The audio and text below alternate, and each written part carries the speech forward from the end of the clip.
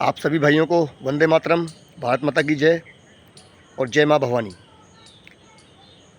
संपूर्ण प्रदेश में कार्य करने वाले विद्युत क्षेत्र के हों, चाहे सिंचाई विभाग के हों, जलदाय विभाग के हों, चाहे वो किसी भी क्षेत्र में काम करने वाला ठेका कर्मचारी हमारा भाई बंधु हो, आपने देख लिया होगा सरकार की मंशा क्या है। और मैं पहले भी आपसे कह चुका हूँ, जब तक प्रदेश का समस्त ठेका कर्मचारी एक मंच पर नहीं आएगा तब तक हमारा कुछ होने वाला नहीं है। 12 तारीख को भी हम गए थे। 12 तारीख को भी माननीय CS महोदय ने हमें एक आश्वासन दिया, लेकिन सरकार की मंशा शायद कल सबको आपको मालूम पड़ चुकी है। प्यारे साथियों, हम लोगों ने जो भी धरने प्रदर्शन किए हैं, एक एक दिन किए हैं।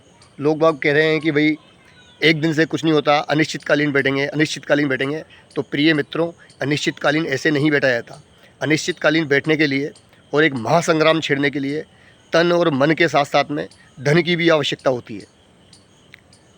और धन की बात रही तो हम ठेका कर्मचारी हैं, जाहिर सी बात है, सीधी सी बात है, ये सारी चीज़ें हमको खुद को खर्च करनी पड़ेंगी। हमको ये खर्चा खुद को उठाना पड़ेगा, अपने कंधों पर ये बीड़ा हमें उठाना पड़ेगा अगर सफलता प्राप्त करनी है तो। रही बात किसी अन्य संगठन की बात, तो भाई देखो, ऐसा है कि भूख हम ठेका कर्मचारियों को लगी हुई है, भूख सरकारी कर्मचारियों को लगी हुई नहीं है। हम वो लोग हैं जो अपनी जान पर खेलते हुए, अपनी जान पर खेलकर काम कर रहे हैं।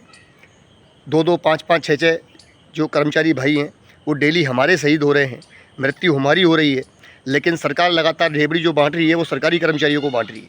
OPS की सुविधा दे रही है सरकार, केवल सरकारी कर्मचारियों को दे रही है। जो भी उनको देना है सरकार को, केवल सरकारी कर्मचारियों को दे रही है। सरकार को जो सुविधाएं देनी है वो सरकारी कर्मचारियों को देती है। अब सरकार भी अगर वोट प्राप्त करना चाहती है तो सरकारी कर्मचारियों से ही वोट प्राप्त कर लेगी, हमसे वोट प्राप्त करने की सरकार आशा ना करे। उसके अलावा आचार संहिता लगने वाली है।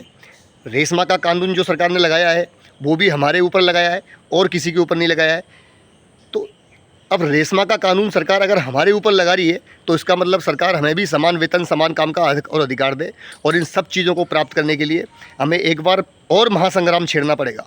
और महासंग्राम छेड़ने के लिए चाहे हमें किराए की ज़मीन लेनी पड़े, चाहे हमें खुद को अपनी जेब से खर्च करना पड़े, चाहे हमें एक एक महीने की सैलरी वहाँ पर एक हवन के अंदर आहुति के रूप में दान करना पड़े, हम करेंगे और हम लड़ेंगे। अगर आप सब लोग सहमत हैं, आप सब लोग तैयार हैं, तो आप सब भाइयों के लिए, आप सब भाइयों के हित के लिए आपका ये भाई जोत सिंह सोगरवाल अपनी जान भी कुर्बान करने को तैयार है।